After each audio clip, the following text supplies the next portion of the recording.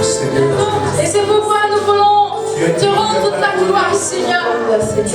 Nous voulons t'adorer, Seigneur, pour tous tes bienfaits dans nos vies, Seigneur. Oui, Seigneur, pour tes bienfaits, nous voulons t'adorer, Seigneur.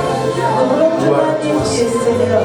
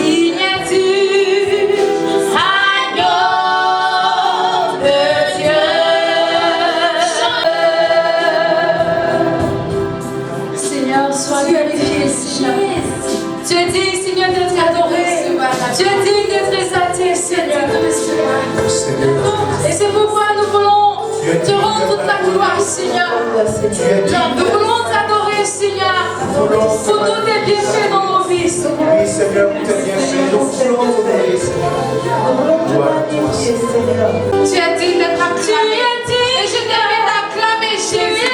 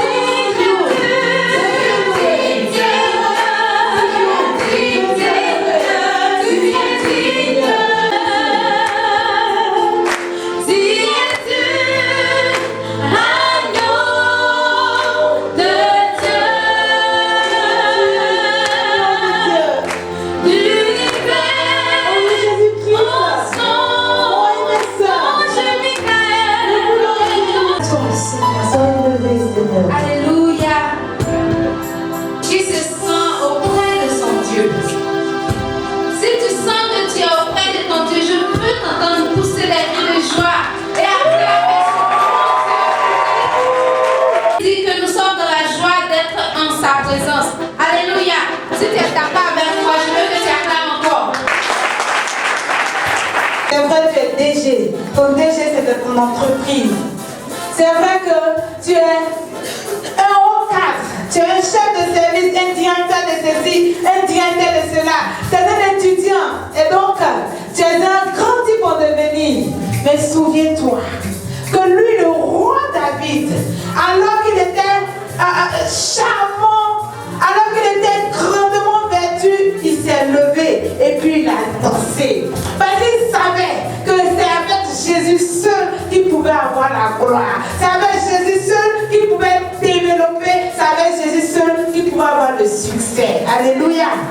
Et donc tu vas oublier ton titre. Mets ça dans ta poche. On va laisser ça dans les porte-monnaie. On va laisser ça dehors. Tout va comme moi. On va se lever chacun s'il vous plaît. On y va le chant. Le chant dit des cris de joie. Des cris de joie, des acclamations pour Jésus. André, on m'a pas compris, hein. J'ai dit des cris de joie pour Jésus.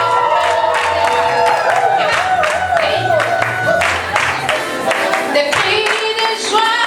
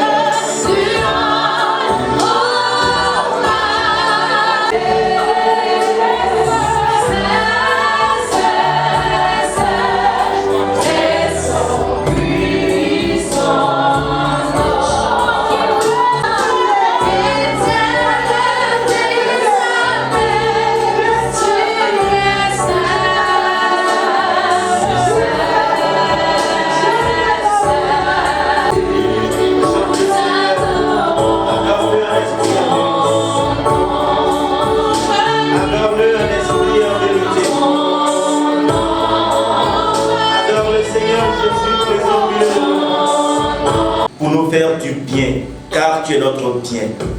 Seigneur, nous voulons te dire merci. Nous voulons te rendre toute la gloire, Seigneur. Il t'a plu que nous soyons là, Seigneur. Nous voulons t'en remercier.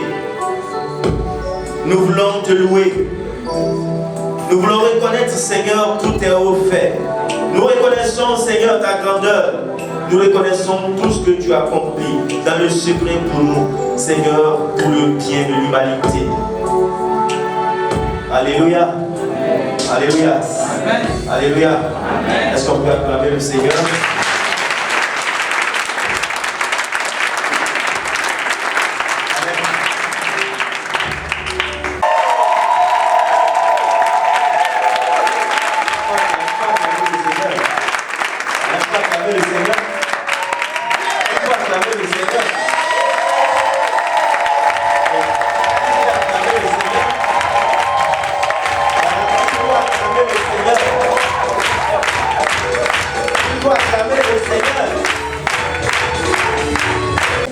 Voilà, deuxième édition.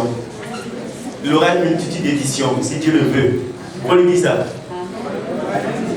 Voilà, pour qu'il puisse comprendre et puisse entendre. Amen. Nous étions à la première édition, je crois le mois passé. Quels sont ceux qui étaient là?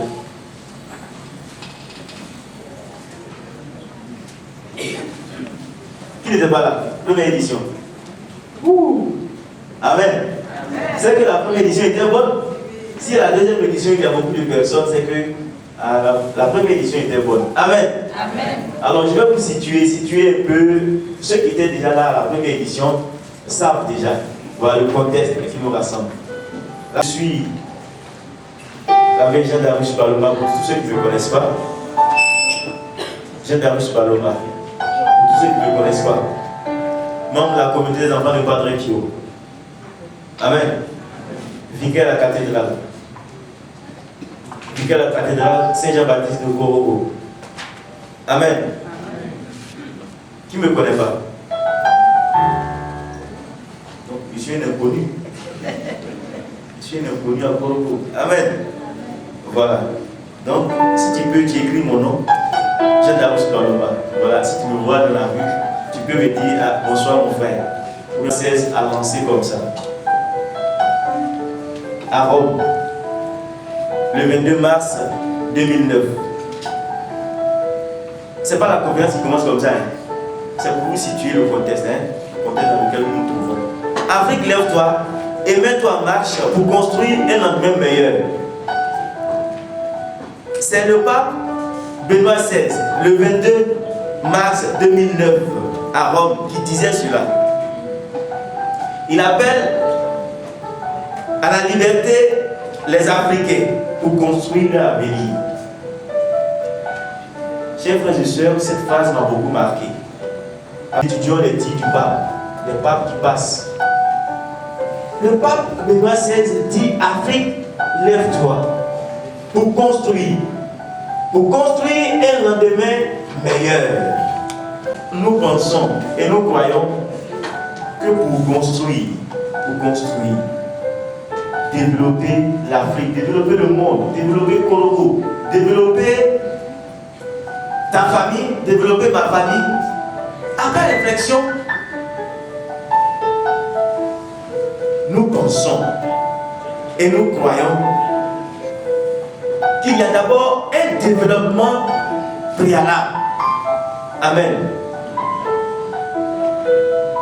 On cherche à développer l'Afrique, on cherche à développer le monde, on cherche à développer sa famille, on cherche à développer son environnement. Mais on ne sait pas comment faire. On tâtonne. L'Afrique tâtonne. Souvent, on est déphasé par le développement. Et puis, on est souvent découragé. Il y a d'autres qui sont découragés. Ils disent, bon, l'Afrique, c'est pas la peine. Et puis, ils marchent, ils arrivent en Libye, ils prennent bateau, bon, pas bateau, pirogue, avec 2 pagaies. Et puis, ils vont sur l'eau, ils n'arrivent pas en Europe, parce qu'ils disent que c'est là-bas qui est développé, et puis, ils meurent en route. pour développer l'Afrique, pour développer le monde, pour développer sa famille, pour développer son environnement, il y a d'abord un développement préalable. Amen. Dis à ton frère, tu es à oasis du développement. Est-ce qu'il a compris? Ton individu, toi-même, ta personne doit être développée avant de penser à développer ton environnement. Il y a des gens qui disent qu'ils vont développer leur village. Ils vont développer leur village. Et puis on leur donne l'argent, ils bouffent. Vous voyez, souvent il y a des maires qui bouffent l'argent, des députés qui bouffent l'argent, des ministres qui bouffent l'argent, des présidents qui bouffent seulement. C'est parce qu'ils ne sont pas développés eux-mêmes. On a remarqué que les Africains, ils aiment détourner l'argent. C'est parce qu'ils ne sont pas développés eux-mêmes. Et donc, ils n'arrivent pas à développer l'environnement. Nous pensons que ce que le papa a dit, pour que nous puissions y arriver, il faudrait que nous passions par le développement personnel. Alors, il y a des gens qui vont me dire le développement personnel, c'est quoi? Amen. Le développement personnel, c'est toute démarche de changement dans laquelle nous prenons les risques de nous auto-responsabiliser. Ce n'est pas l'enseignement, mais je vous situe dans le cadre où nous sommes. C'est toute démarche de changement dans laquelle nous prenons le risque de nous auto-responsabiliser, en vue de mettre en cause, pour en comprendre le sens et pour dynamiser autrement nos façons d'être, nos modes de pensée, nos croyances, nos certitudes, nos comportements quotidiens. On doit changer nos mentalités, nos manières de comprendre, nos manières de vivre, nos manières de marcher. On doit changer ça d'abord. On va détruire le goudron, le bitume. Quand on ne va pas être développé en 5 ans, tu ne verras plus de bitume. Déjà, ça a commencé. Parce que déjà, ils ont déjà dépensé l'argent, la moitié, ils sont venus mettre goudron superficiel. Bon, je dis doucement, il ne faut pas que les gens entendent ceux qui ont mis. Soi-même. Le développement personnel, c'est un travail sur soi qui s'articule autour de cette épaule, telle que la relation à l'autre, la relation à soi-même, la relation au divin. On ne va pas oublier ça. Relation aux autres, relation à soi, relation avec leur Dieu. Et donc ce Dieu-là les a transformé leur mentalité, leur manière de voir les choses, leur manière de comprendre les choses. Amen. Et donc ils ont réussi à être développés eux-mêmes avant de développer leur environnement. Tant que tu n'as pas compris cela, tu vas faire un travail nul. Amen. Frères et sœurs, sachez que c'est difficile, mais pas impossible. Celui qui entreprend une démarche de développement personnel suscite souvent suspicion, opposition et voire même le rejet. Quand tu veux changer ta mentalité, tu changes ta manière de voir, ta manière de concevoir les choses, ta manière de marcher, tu verras que les gens vont te rejeter. Personnel est donc un cheminement consistant à sortir de sa coquille pour passer d'un état statique, de fermeture à une progression, à une évolution, à la réussite, à la prospérité. Depuis là, tu es assis, là, tu n'avances pas. Tu es statique. Il y a une démarche à suivre pour que tu changes de position. Amen. Pour que tu changes de position. Alors, nous pouvons réussir. Toutes nos entreprises, tout ce que nous voulons faire pour progresser, pour évoluer, pour réussir, pour prospérer, pour développer notre environnement, nous pouvons changer, nous pouvons réussir. Frères et sœurs, cela demande simplement simplement un état d'esprit dédié à la réussite. C'est tout. Et une bonne dose de courage. Un état d'esprit dédié à la réussite. Une bonne dose de courage. Nous sommes chrétiens. Et de foi. Une bonne dose de foi. Il y a des gens qui posent des actions et avant même de poser des actions, ils sont déjà découragés. Ne pas évoluer. Alors, la communauté des enfants des Padre Pio a donc ouvert cet espace-là que nous sommes en train de vivre, Oasis de développement, dans notre archidiocèse,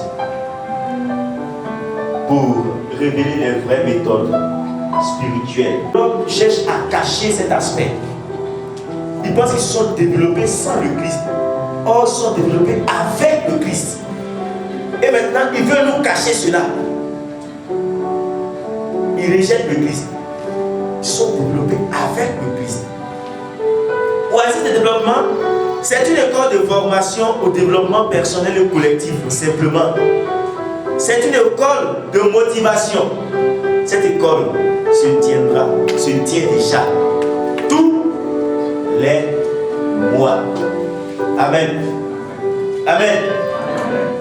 Une école de motivation qui se tient déjà. On a commencé la première édition, nous sommes à la deuxième édition, on fait la troisième, quatrième, cinquième, au fur et à mesure, millième. Et au fur et à mesure, on va vous apprendre certaines choses. Aujourd'hui, le thème, comment développer une mentalité de vainqueur pour atteindre le succès. Comment développer une mentalité de vainqueur pour atteindre le succès. Amen. Voilà, le conférencier est déjà là.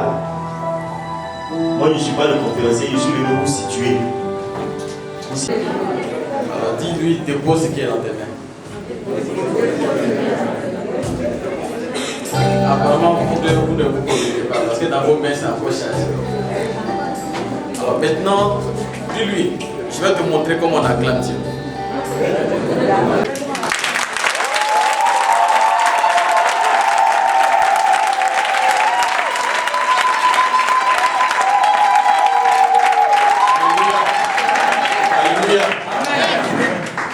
Toute simple qui est très très très importante avant de partager la parole de Dieu. La Bible dit que des générations se sont passées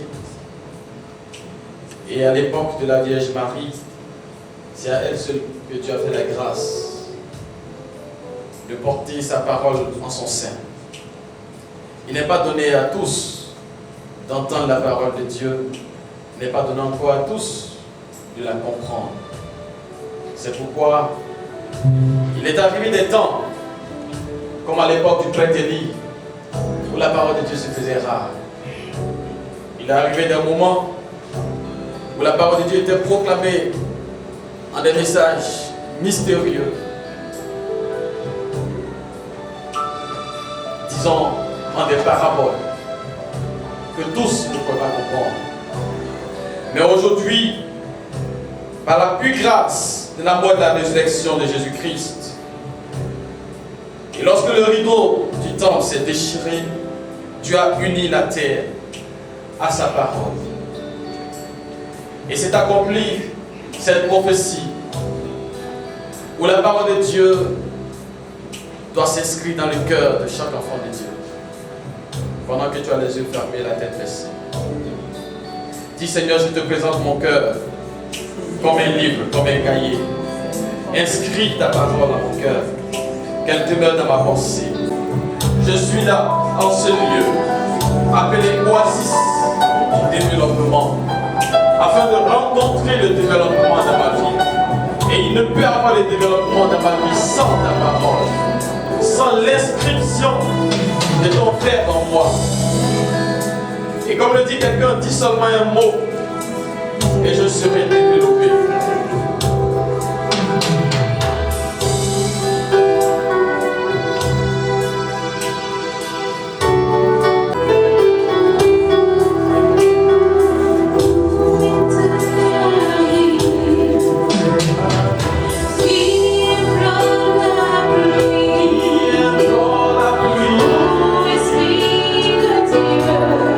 Je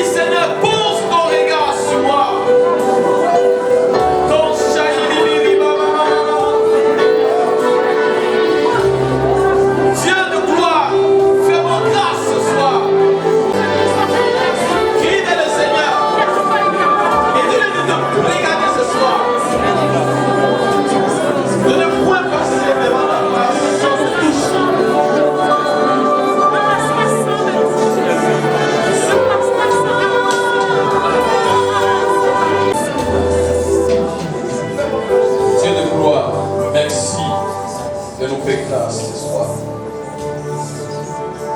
Et que tout l'honneur, la majesté, la puissance et la gloire soient en ton nom, Seigneur, toi seul.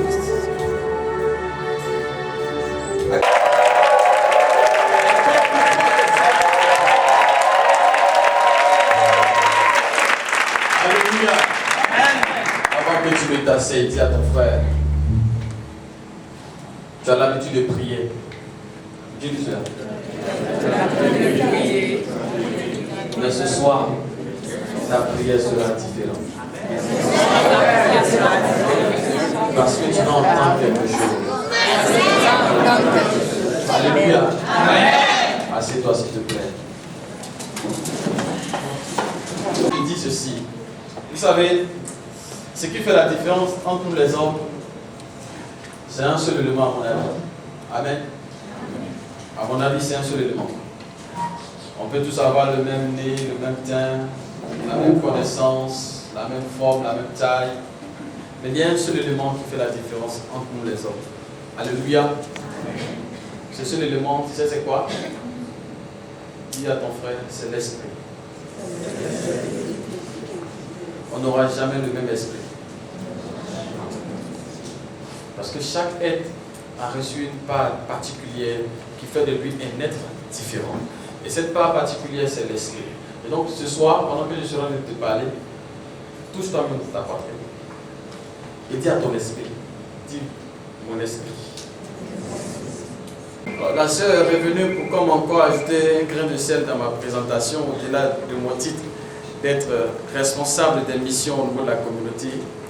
Elle a bien voulu vous préciser cela. Je suis sûr certainement pour vous aider à savoir que certainement aussi le frère qui est en face de vous a connu le succès à certains endroits. Alléluia. Alors, je me pose la question comme ça, tout simple. Qui d'entre nous ici n'a jamais rencontré le succès sur son chemin? Qui n'a jamais rencontré le succès sur son chemin? Alors donc chacun au moins une fois a rencontré le succès sur son chemin. Qui a déjà rencontré l'échec? Reste au milieu de nous. Est-ce qu'il y en a? Il y en a? Donc au moins une fois, chacun d'entre nous a rencontré déjà l'échec. Alléluia. Alors ça veut dire qu'on va parler de quelque chose que nous tous on sait. On ne va pas parler d'échec. Il y en a? Je suis sûr, parce que souvent, au CP1 tu as échoué, au CP2 tu as échoué, au CP1 tu as... Ainsi de suite. Au BPC tu as fait 3 fois. Bac là on n'en parle pas. Tu as fait top 4, ainsi de suite. Qui a déjà fait ça? Alléluia. Qui a fait un parcours sans faute jusqu'à l'université? Donc on va essayer de voir ensemble toutes ces questions qui tournent autour du succès. On va avancer. Je vais essayer d'aller tout doucement, mais alléluia. Donc il faut t'attendre par moi aussi à être choqué dans tes réflexions. Mais tu dois être choqué comme... Alors il y a un PowerPoint qui est derrière moi. Le livre spécialement qui va nous aider à parler de ce thème, c'est le livre de Job. Donc on ne va pas le lire entièrement. On va juste parcourir quelques versets de certains chapitres. Mais je vous le conseille à la maison. Prenez le temps de le lire. Prenez le temps de le déguster. Et de sortir de ce livre-là renouvelé. Alléluia. Job, c'est dans la Bible, c'est dans l'Ancien Testament, c'est pas ailleurs. Tu as compris? Voilà, c'est dans la Bible. Donc, ceux qui ont la Bible, vous prenez déjà vos Bibles. On va ouvrir le chapitre 1, on va lire quelques versets. Le chapitre 1, le chapitre 2, on va lire quelques versets. Le chapitre 3, on va lire quelques versets. Ensuite, de suite, on va revenir sur certains versets par moment. C'est compris? Le chapitre 1 du livre de Job, à partir du verset 1. On suit. Je lis. Il y avait dans le pays d'Ut un homme qui s'appelait Job. Et cet homme était intègre et droit. Il était intègre et droit. Craignait Dieu, se détournait du mal. Il lui naquit 7 fils et 3 filles. Il lui naquit 7 fils et 3 filles. Il possédait 7000 brebis, 3000 chameaux, 500 paires de bœufs, 500 ânesses et un très grand nombre de serviteurs. Alléluia. On peut s'arrêter là. Voici un homme, Job, de qui la Bible nous parle. La Bible nous présente d'abord sa vie, mais ensuite, quel aspect de sa vie? Je n'ai pas bien entendu. Qui veut bien répondre en classe? Lève la main. Oui. Sa vie de bonheur. Autrement dit, de prospérité. Merci, c'est le terme que je recherche. On nous présente d'abord sa vie. On nous dit Job est un homme intègre, un homme droit, un homme qui craint Dieu, un homme qui se garde, qui se détourne du mal. L'état spirituel seulement de son état d'âme. C'est comme ça il est. Amen.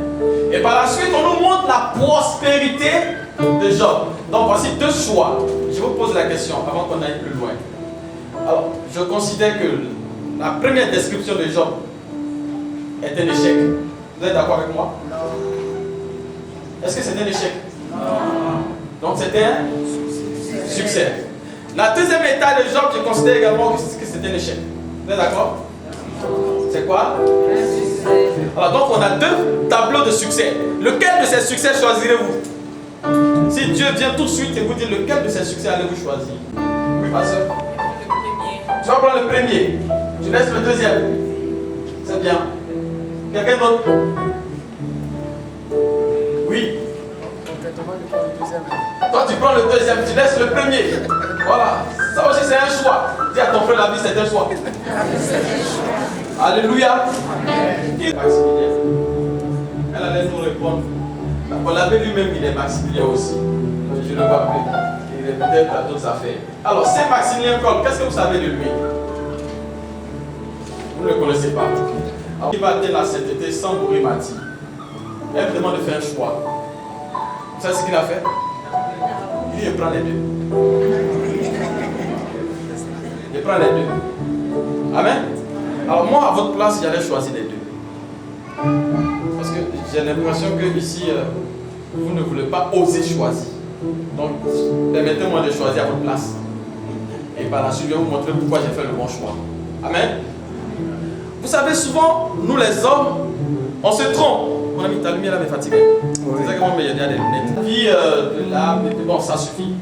Voilà, si je suis bien. C'est deux succès, les deux succès s'appellent comment? Le succès, le premier succès c'est le succès de la vie. Le second c'est le succès dans la vie. Donc on va voir la différence des choses. Le succès de la vie c'est le succès spirituel. Le succès de ton être, le succès de ton évolution. On va en parler tout à l'heure, j'ai introduit rapidement comme ça. Mais le succès également aussi dans la vie. Où on réussit dans tout ce qu'on fait. Nous les hommes, on commet cette erreur de choisir. Pour ne pas nous tromper, il est bien qu'on fasse les définitions claires pour que chacun sache désormais qu'est-ce qui est bien pour lui, qu'est-ce qui n'est pas bien pour lui. Amen. On va avancer. On ne va pas dire le reste des textes déjà. Au fur et à mesure qu'on va avancer, on va les lire. Voilà, laisse le blanc. Alors, maintenant là, bon, tu peux revenir là-dessus rapidement. C'est une façon de dire que le succès et l'échec pourrait mettre comme on l'a vu en notre édition. Avance. Ok. On va aller trop vite. Alors on va essayer de comprendre un peu notre thème d'abord. Et puis on va voir qu'est-ce qui est important à choisir, qu'est-ce qui n'est pas à choisir. Tout ça pour nous aider à atteindre le succès. Ceux qui sont là-bas, certainement, ils voient. Alors au tableau, il est marqué, pour vous, le vainqueur c'est qui? Le vainqueur c'est qui? Dites ce que vous pensez en image. Oui ma soeur? C'est le gagnant. Autrement, c'est celui qui atteint son objectif. Mais il y a un autre élément dans atteindre son objectif qui va permettre de savoir quel élément il est vainqueur. Oui. La réussite. Pour bien comprendre le terme de vainqueur, il faut nécessairement ajouter le terme d'adversité. Si tu veux. Le terme d'obstacle. Donc on est vainqueur après avoir certainement surmonté des adversités, des obstacles qui si vous voulez, des blocages, quand on a réussi à dépasser tout cela, à faire face à toutes ces réalités, en ce moment, on peut porter le chapeau des vainqueurs. Il n'y a aucune victoire sans réelle adversité. Amen.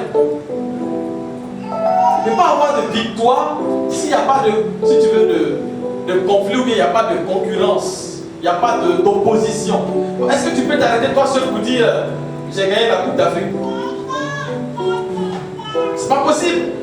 Il faut aller jouer la compétition et te confronter à d'autres équipes qui viennent de d'autres pays pour arriver à la fin dire je suis l'éléphant vainqueur de la Coupe d'Afrique. Amen. Voilà. Le succès dans la vie. Alors, la différence qui peut clairement la faire ressortir. Le succès de la vie et le succès dans la vie. Qu'est-ce qui est différent? Qu'est-ce qui fait la petite différence entre ces deux aspects? Oui, ma soeur, Bissette. Ici, les notes sont très bonnes pour tout le monde. Le succès dans la vie, Oui. après la réussite. Le succès dans la vie, c'est après La réussite pendant notre travail. pendant notre travail. Donc le succès dans la vie, ce serait une réussite acquise matériellement dans la vie, dans notre quotidien, dans notre vécu. Amen. Ce serait par exemple quoi? Donnez des exemples, souvent c'est plus simple. Oui, allez-y. Posséder des biens meubles. Voilà. C'est-à-dire avoir des biens meubles. Bon, les biens meubles, souvent c'est un peu connu. Je pense que. Voilà. Sinon, on a des maisons, voitures. Voilà. C'est pas donné à tout le monde d'avoir une voiture. Si vous faites un objectif d'avoir une voiture, vous avez une voiture, alléluia, c'est un succès. Amen. Autre élément sur le succès dans la vie. Très simple. Réussir à son examen. C'est un succès. Amen. Réussir par exemple à se marier pour les femmes. C'est un succès. C'est une bataille pas possible. Pas tout le monde qui arrive à se marier. Alléluia. Au succès. Oui. Réussir à plaire à Dieu. Réussir à plaire à Dieu. Donc très simplement, réussir sa vie spirituelle. Donc atteindre un certain niveau de sainteté qui fait que Dieu, quand il te regarde, il est content de te voir. Oui. La prière. Non. C'est le premier pas qui fait que Dieu, quand il te regarde, il est content. Oui. Le baptême. Donc, c'est-à-dire la renaissance, la conversion. Donc, premier pas de ton succès de la vie. Qui n'est pas encore converti ici? Faut t'acclamer si tu es converti. Tu as déjà atteint un succès. Tu es des meilleurs d'ailleurs. Succès de la vie. Amen. Donc, premier, qu'est-ce que c'est? Bon, il a déjà affiché. Il faut essayer de tricher et puis ne pas dire les mêmes thèmes qui sont écrits là-bas. Ce serait quoi? Ne dites pas ce qui est écrit, dites autre chose. La mentalité, c'est quoi? Oui, mon frère. Concevoir quelque chose. Une manière de concevoir, donc de faire appel à quoi? La conscience à la raison. À la raison, autrement dit, La pensée. merci. Donc la mentalité, c'est l'usage de la pensée. Là, j'ai résumé très simplement en disant c'est le comportement de ton esprit. C'est le comportement de l'esprit. Alléluia. C'est facile, non? Ça va jusque-là? Bon, si tous ces thèmes sont bien assimilés, je pense qu'on peut maintenant aller un peu plus loin. Chercher à savoir quelles sont les adversités auxquelles on doit faire face pour atteindre le niveau d'un vainqueur. Amen. Et on en parlera, on verra avec quels moyens on doit, je dirais, affronter ces adversités. Il ne faut pas te presser. Toi, tu vas trop vite. Quelles seraient les adversités auxquelles notre être doit faire face pour qu'on demande, dise, nous sommes un vainqueur? C'est-à-dire les terrains conflictuels L'échec. Bon, c'est bien, l'échec c'est. Mais c'est pas vraiment une adversité en quoi l'échec. L'échec c'est le fruit de ton combat perdu. Quand tu as perdu un combat, maintenant moi je veux savoir contre qui tu t'es battu puis tu as perdu le combat. Puis on parle d'échec. Donc je parle d'adversité. Pas toujours les mêmes, voilà. On peut parler aussi de l'information. Bon, apparemment on dirait que mon message n'est pas encore bien compris. Il a fait le niveau CP. C'est contre qui tu dois te battre pour dire que tu as gagné. Merci ma soeur. Mais comme tu n'as pas levé la main, bon, vas-y, lève bien la main et te voir. Oui, contre qui? Contre le diable. Contre le? Dis à ton frère le diable. Voilà. Et puis contre qui encore? Oui. La paresse. Ah, tu as déjà vu la paresse en route pour la montrer que moi je ne pas gagner. La peur, c'est bien. Tout ça là, je vais vous expliquer plus tard. Oui. Le semblable, c'est-à-dire le prochain. Vous savez, les thèmes, souvent élevés, maintenant quand on veut élever le nouveau, vous nous faites revenir encore. Le semblable, c'est-à-dire le prochain, c'est-à-dire l'homme en face de toi. Autre combat, autre adversité. Oui, ma soeur. Le péché, oui. Je vais expliquer tout ça. Mais ce n'est pas encore les adversités concrètes. Voilà. Je vais savoir. Acclamez là.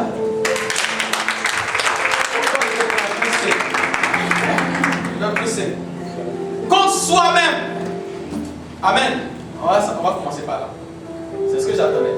Alors donc notez, première adversité, premier combat que vous devez mener, c'est contre vous-même. Il faut dire, je dois me battre contre moi-même. Vous savez ça? La première adversité à laquelle nous devons faire face, c'est pas le diable. Dis à ton frère, c'est pas le diable. Laisse le diable là où il est. La première adversité, c'est contre toi-même. Alors, on va comprendre ça. Vous voyez, dans la Bible, il y a un homme que j'aime beaucoup. Il s'appelle Saint Paul. Il a bien exprimé ce type de combat. À un moment donné de sa vie, il s'est rendu compte que tous les messages qu'il prêchait devaient passer par là. Amen. Paul était très dur. Quand il a vécu cette expérience, il a commencé à être modéré dans sa façon de parler. Il a vu un moment où Paul s'est rendu compte que le bien qu'il veut faire, il n'arrive pas à le faire. Le mal qu'il ne veut pas faire, qui a déjà vécu ça? Qui pense qu'on doit tuer tous les voleurs? Qui pense qu'on doit tuer toutes les femmes qui font prostitution? Qui pense qu'on doit tuer tous les menteurs? Pourquoi vous ne levez pas vos mains? Parce que vous êtes trop saints.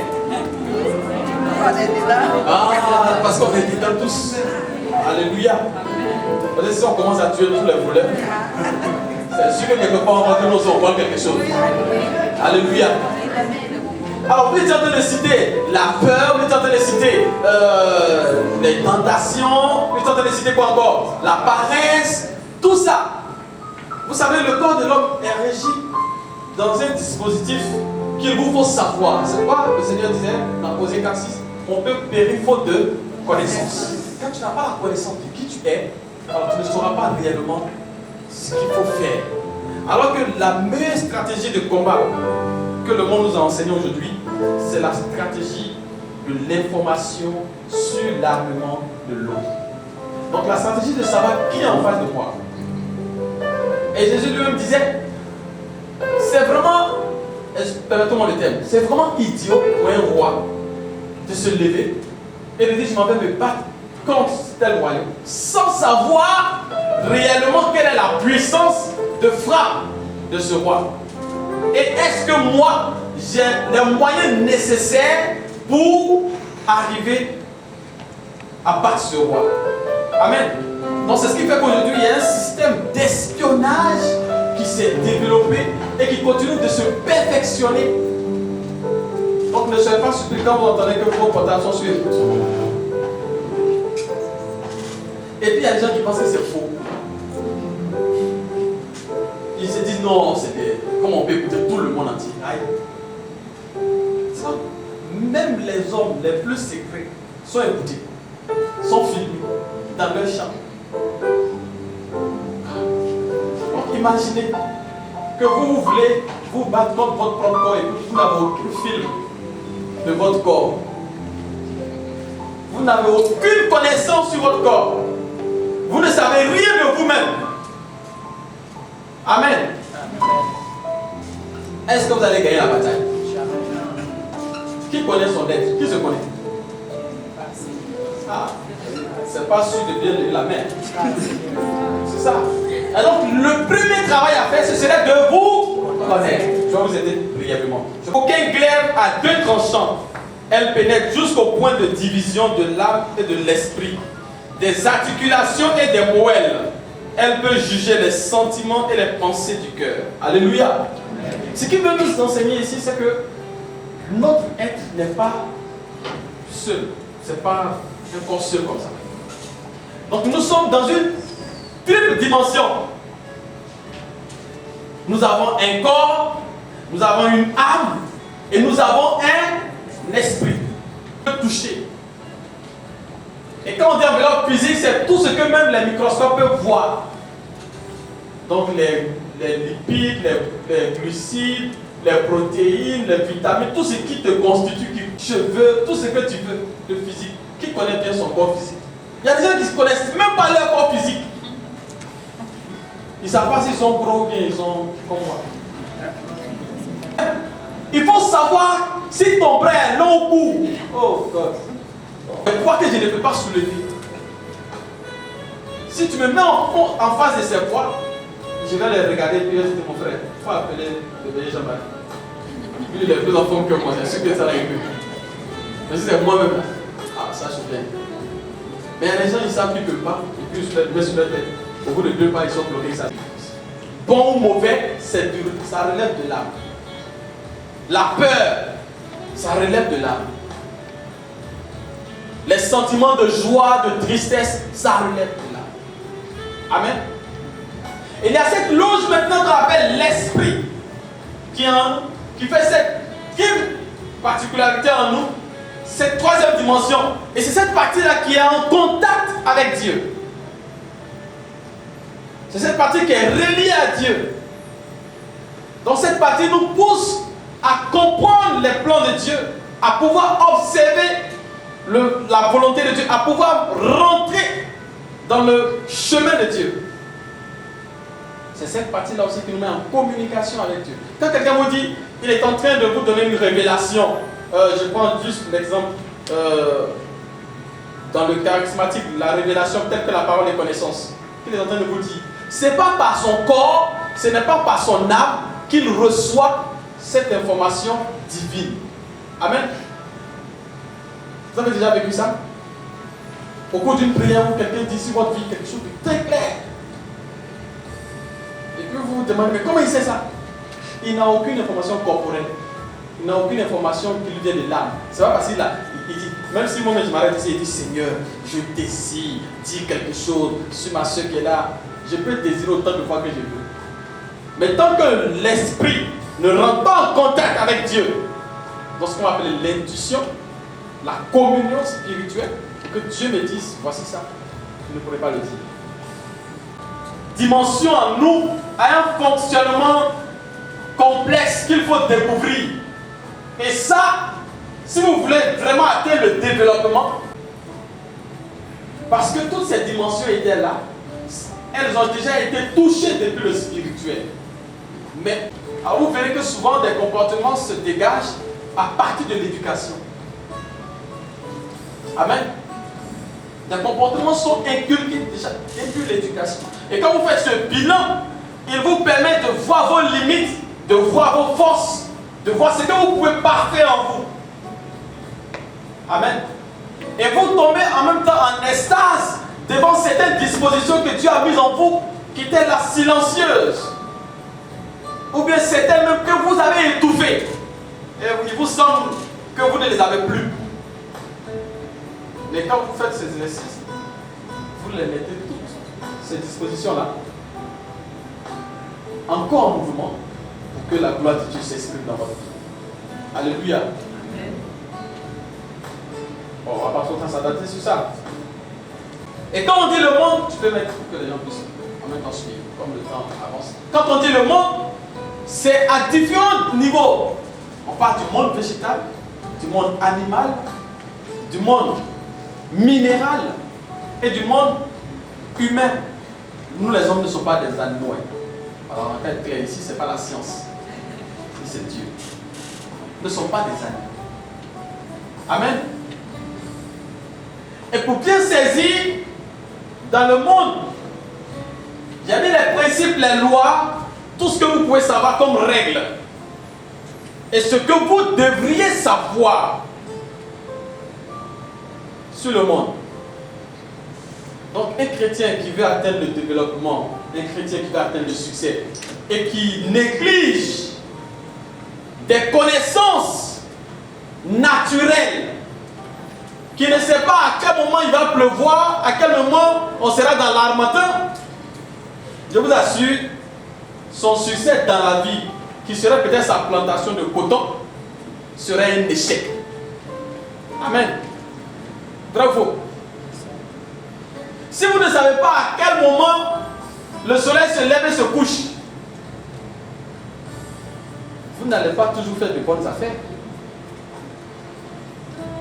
Alors donc il y a des règles qu'il faut savoir. Il y a des principes. Même les règles économiques, tout doit pouvoir vous intéresser. Tout ce qui est du monde économique, du monde financier, vous devez pouvoir le savoir. Les échanges de monnaie, quand on convertit une monnaie à une autre, souvent ces choses-là, quand on nous faisait ces cours à l'école avant, ça nous ennuyait. Mais le succès passe par ce chemin. Vous devez pouvoir sentir ces réalités, les maîtriser, les connaître. Amen. Vous devez avoir une lecture sur le comportement des hommes, sur le comportement de la nature. Aujourd'hui, on parle de réchauffement climatique. Et puis, on ne sait pas ce que c'est. On est assis là, on attend. Alors que ceux qui savent prennent déjà des dispositions qui vont leur permettre d'atteindre un succès. Quand nous, on sera dans l'échec. C'est pas ça? Et on commence à entendre des échos du genre, ah, les gens sont en train de s'apprêter à aller sur la lune. Et puis nous, on s'apprête à aller chez eux. Alors qu'en ce moment, leur corps sera déjà évolué. Quand ça sera la neige, ils vont se dire, ah, on a perdu le temps. Amen. Alors je vais vous donner un exemple. C'est même comme une grosse machine. Il avait en ce moment 14 ans. Mais déjà, à cet âge de 7 ans, 10 ans, il réfléchissait comment on peut avoir un ordinateur qui soit aussi petit que celui-là, plus petit même, et qui soit capable de faire plusieurs choses. Donc de nous aider à écrire, au lieu de s'asseoir et écrire chaque jour au bic. En ce moment, c'est les plumes, tout ça. L'évolution du monde. Il dévançait le monde parce que son regard était plus loin. Si vous connaissez l'évolution du monde, vous allez dévancer certaines choses. Donc intéressez-vous à tout cet aspect. Et c'est comme ça que Bill Gates, déjà à 17 ans, 15 ans, 17 ans, il a créé sa société. Il a quitté l'école. Il était dans l'école la plus prestigieuse, Harvard. Il a quitté. Et puis il a monté sa société. Regardez bien, voici un monsieur qui crée le logiciel qu'on appelle aujourd'hui Windows, MSS, Microsoft. Un monsieur qui est très fort scientifiquement, qui le crée, et puis qui néglige, il dit, oh ça c'est un petit truc que j'ai fait comme ça dans l'amusement. Et puis il garde ça chez lui là-bas. Il y a des trucs qu'il a fait comme ça. Il est appris. Il vient, il vend maintenant à la société IBM. Et puis il a dit, moi je ne suis pas venu pour vous vendre, je veux des actions. Et puis en plus, je veux des centimes sur chaque ordinateur, sur chaque vente d'ordinateur où ce logiciel-là sera posé. Les gens ont ri, ils disent, aïe, petit là, mais il n'a pas l'argent. Mais il voyait plus loin. Il savait que 50 ans plus tard, on allait avoir des milliards d'ordinateurs dans le monde. Donc supposez qu'il a dit, je veux 10 francs.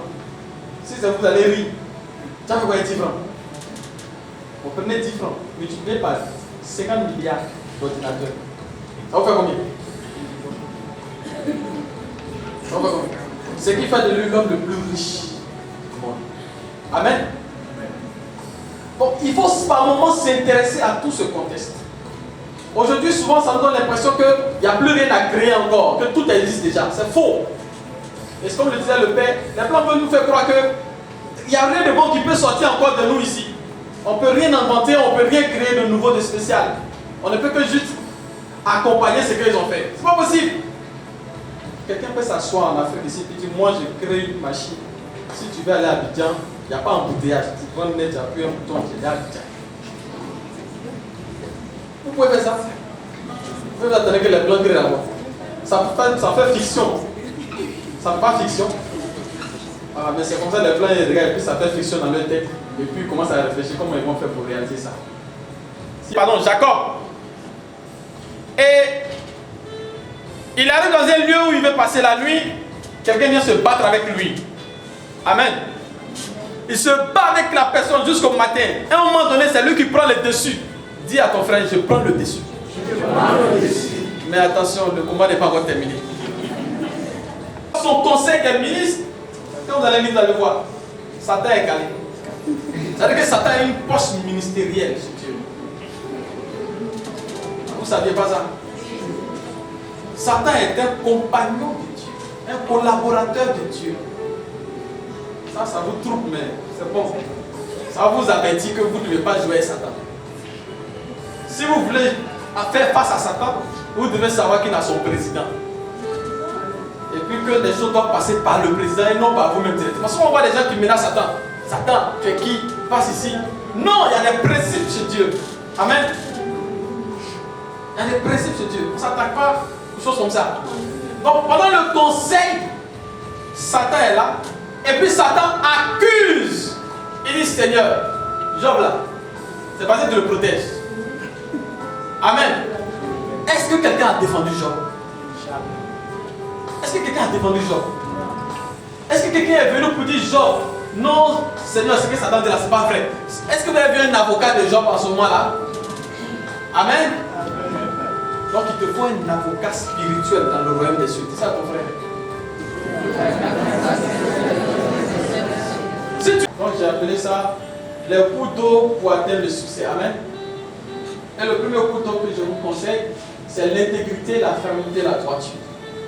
Vous voyez dans les passages, les références qu'ils ont données, que Dieu lui-même défend Job. Il dit, Satan, est-ce que tu as fait le tour de la terre? As-tu remarqué Job, mon serviteur, il est irréprochable. Il n'y a aucun autre homme sur la terre qui ressemble à Job. Parce que c'est un homme intègre, c'est un homme ferme, c'est un homme droit. Mais ce qui m'intéresse ici, ce n'est pas toi seul, ta droiture, ton intégrité, mais c'est entièrement ta vie et tous ceux qui sont autour de toi. Et Job nous le montre très bien. La Bible dit que Job était tellement intègre, tellement droit, il craignait tellement de faire mal à Dieu, pour lui-même et pour ses enfants, si peu que lorsque ses enfants finissent de fêter, Job aussitôt faisait la purification de ses enfants et faisait encore le matin très tôt des offrandes pour demander pardon à Dieu au cas où ses enfants auraient péché. Amen. Alors dans le cas du développement, vous devez avoir cette mentalité, c'est-à-dire ce comportement de l'esprit qui veille au grain à vous mettre toujours dans la position de droiture, d'intégrité. Amen. Votre esprit doit veiller constamment comme un thermomètre qui vous permet de jauger le niveau de péché ou bien le niveau, je dirais, de mal qui commence à vous atteindre. Et rapidement remettre les choses à l'heure. Mais souvent, bon, comme le péché est entré, dès que Adam et Ève ont péché, ont mangé le fruit, nous avons eu un comportement qu'on appelait le péché originel, qui fait que notre conscience n'arrive plus à juger ce qui est bien, ce qui est mal. Et donc, on agit dans ce qui est erreur. Vous regardez bien les nouveaux baptisés. Ils sont très généreux. Ils sont très miséricordieux. Parce que la parole est venue les changer. Mais quand on vient encore se réhabituer au péché, on ne peut plus être têté, on ne peut plus être ferme. Voilà pourquoi l'Église nous donne ce sacrement qui est appelé le sacrement de la réconciliation. Le sacrement de nous refaire reprendre notre intégrité, de nous faire reprendre notre fermeté, notre droiture. Vous mettez combien de temps pour vous confesser?